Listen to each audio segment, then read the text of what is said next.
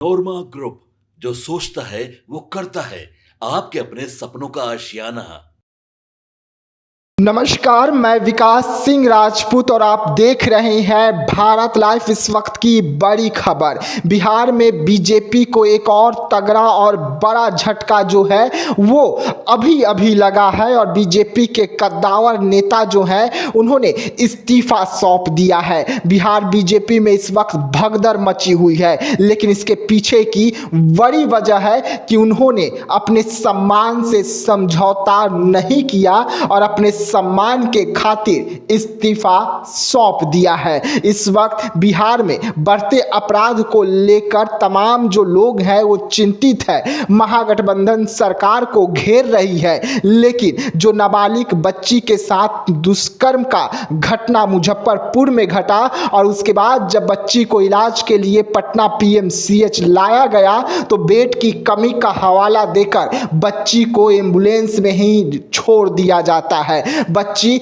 Ambulance में तड़पते रहती है और समय पर इलाज न मिलने के वजह से उसकी मौत हो गई। अब इस पर राजनीति गर्म हो गई है। लगातार बीजेपी के नेता जो हैं अपने ही सरकार को घेर रहे थे, लेकिन बीजेपी ने कार्रवाई करने की शुरुआत की तो कई नेता ऐसे भी निकले जो आनंद फानंद में अपने पोस्ट को डिलीट कर लिया। लेकिन उसी में से एक ऐसे नेता बीजेपी के भी हैं जो अपने पोस्ट से समझौता नहीं किए, जिसके बाद उन्हें इस्तीफा देना पड़ गया है। तो इस वक्त की बड़ी खबर हम आपको बता रहे हैं। वहीं पर उपेंद्र कुशवाहा ने भी मुजफ्फरपुर कांड को लेकर सरकार को घेरा है, सवाल उठाया है। तो वहीं पर बीजेपी के नेता इस्तीफा भी मुजफ्फरपुर मामले पर दे रहे हैं और साफ तौर पे कह रहे हैं कि पीएमसीएच में जो घटना घटी उसे बर्दाश्त नहीं किया जा सकता है। वैसे में बीजेपी के कद्दावर प्रवक्ताओं में गिनती होने वाली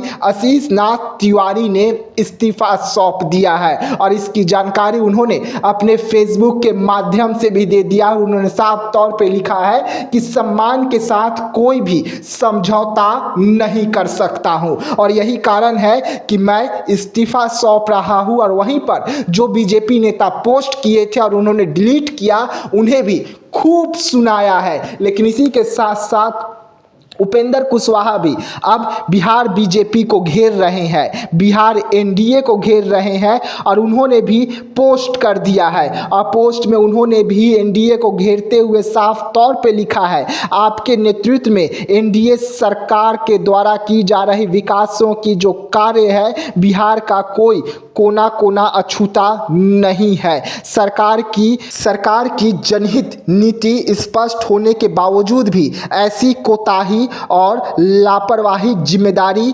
पीएमसीएच के बिहार के मुख्य अस्पताल में भर्ती होने के से लंबित होने के वजह से बच्ची की मौत हुई, उसे हम बर्दाश्त नहीं कर सकते हैं। घटना संज्ञान में लेते हुए दोषी और विरोधियों पर भी कड़ी कार्रवाई होनी चाहिए। उन्होंने साफ तौर पे कहा है कि जल्द से जल्द अपराधियों की गिरफ्तारी हो, जल्द से जल्द जो बच्ची का इलाज नहीं किए डॉक्टर उनकी गिरफ्तारी हो।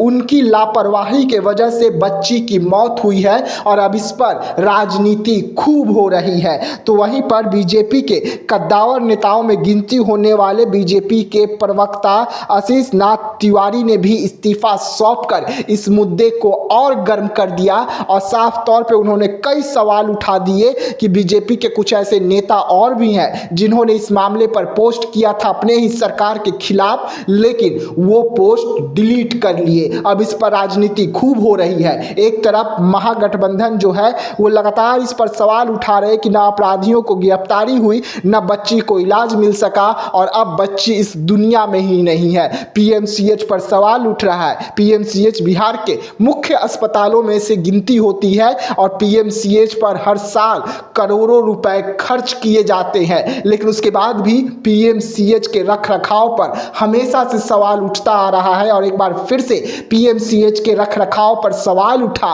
और वहां पर डॉक्टर की कमी, बेड की कमी, वहां पर इलाजी सुविधा न उपलब्ध होने के कारण एक रेप पीड़िता बच्ची जो है दम तोड़ देती है। मुजफ्फरपुर में उनके साथ सामूहिक दुष्कर्म के घटना को अंजाम दिया गया था, जिसके बाद हालत नाजुक थी और यही स्थिति में बच्ची को पटना रेफर किया गया था ताकि बेहतर इलाज जो है पीएमसीएच में मिल सके। लेकिन किसी को पता नहीं था कि अगर बच्ची को पटना लाते हैं तो जान तो बचाना छोड़िए, बेड तक नहीं मिल पाएगी और बच्ची एम्बुलेंस में ही दम तोड़ देगी। तो ऐसे तमाम खबरों के लिए रहिएगा भारत लाइव के साथ, दीजिएगा इजाजत, धन्यवाद। आपके सपनों को हमने सजाया है, ई होम्स पैनोरमा को हमने बनाया है। ई होम्स मेरा एक सपना था जिस पे मैं पिछले 4 साल से काम कर रहा था। हमने जो बनाया है वो सबने है माना। ई होम्स पैनोरमा में हो आपका भी आशियाना। और फाइनली हमने 2021 में इस प्रोजेक्ट को लॉन्च किया। बहुत लोग अप्रिशिएट कर रहे हैं कि पूर्णिया जैसे शहर में, बिहार के, एक तो बिहार की बात करें उसमें भी पूर्णिया जैसे छोटे जगह में इस तरह का लाइफस्टाइल देना, ये सुन के हम लोगों को बहुत अच्छा लगता है। ई होम्स में हमने कुछ और भी किया है, जैसे हम जिस जगह में रह रहे हैं हमारे फैमिली सिक्योर हो, उनको सिक्योरिटी का ध्यान में रखा है। आपकी सुविधा और सुरक्षा आपके लिए खास है, ये आपका विश्वास है। इसमें आर्टिफिशियल इंटेलिजेंस का 7 लेयर सिक्योरिटी का हमने इस्तेमाल किया है। लस ग्रीन कैंपस को बनाया है। यदि हमारा बाउंड्री वाल है तो वो वर्टिकल गार्डन है।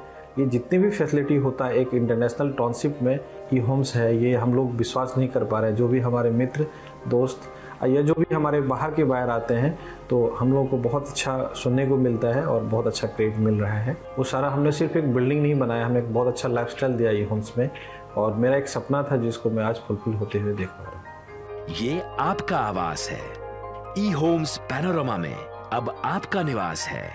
E Homes Panorama, luxurious lifestyle redefined. Panorama group, जो सोचता है वो करता है। अगर ये वीडियो पसंद आई और वह बिहार के राजनीति और बिहारियत से सरोकार रखेनी तो सब्सक्राइब बटन दबा